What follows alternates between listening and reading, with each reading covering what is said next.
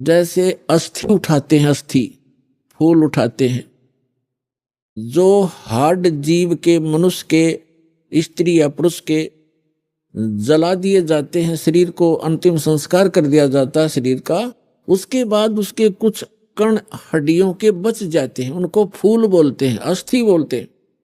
उनको वहां से उठाया जाता है उस राख से, और कहाँ डाल के आते हैं? गंगा में, दरिया में।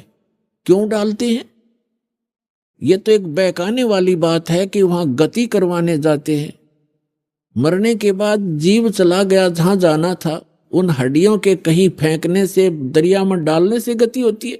उसका मूल उद्देश्य ये है कि जैसे हम जिस बॉडी में रहे हैं, ये शरीर हमने सबसे प्रिय है। इंसान कोई रोगी हो जाता है, रोग भयंकर होता है, उसमें बहुत इलाज करवाना पड़ता है, तो अपने मकान और जमीन को भी बेचकर इस शरीर को सुरक्षित रखना चाहता है। ये कितना प्रिय होता है। और इसको छोड़कर जब ये प्राणी जाता है, पहले ये ऊपर ले जाया जाता है, वहां तपस्शिला पर इसको भूना जाता है, इसके अंदर से गंध निकालकर फिर इस जीव को फेंक दिया जाता है। ये आकाश मार्ग से आकर धर्मराज के दरबार में पंक्ति में खड़ा हो जाता है। इस प्रोसेस में इसको 10-12 दिन लग जाते हैं।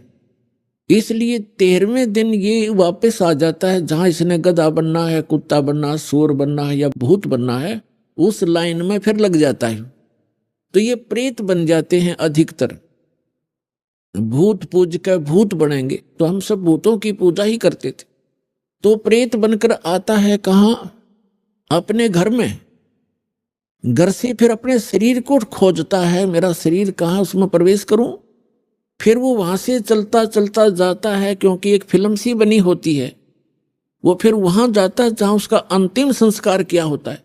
तो वहां अगर वो अस्थि नहीं उठाई जाती है, तो वो जीव उन अस्थियों को चिपक जाता, मेरी है, ये मेरी है, उनका चिपका रहता वहां पर। और जिन गुरुओं को ज्ञान तो था नहीं, उन्होंने सोचा कि ये अस्थि अगर यहां से उठाकर और कहीं फेंक आवे, दरिया में डाल दें, तो ये उस प्रेत का हाथ ना लगे, वो यहां चिपक कर ना बैठे इन शमशान घाट में, यहाँ गांव में ना रहे, कहीं और चला जा। इसलिए उसको उठाकर उनकी अस्थियों को जल प्रवाह कर देते हैं। वहां डालने के बाद फिर इसको पता ही नहीं लगता वो कहाँ गई। इनका ये उद्देश्य होता है कि वो वहां से जगह छोड़ जावे, उनकी खोज में उड़ा गंगा किनारे धक्के खाता रहे। तो पुणात्माओं, ये अस्थि उठाने की ये प्रक्रिया यहां से चली है।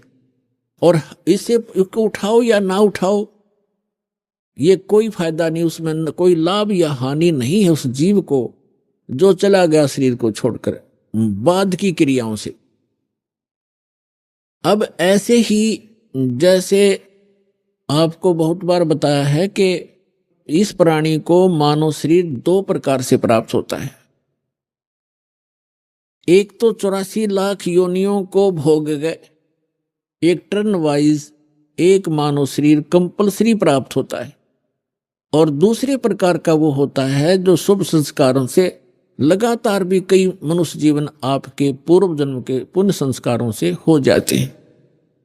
तो एक सुखदेव नाम के ऋषि हुए, फिर वो बाद में उनकी आत्मा 84 लाख योनियों को भोगती भोगती, और तोते का संस्कार था उसका। अब तोते में उसका इतना ही संस्कार था कि उसके निमित्त था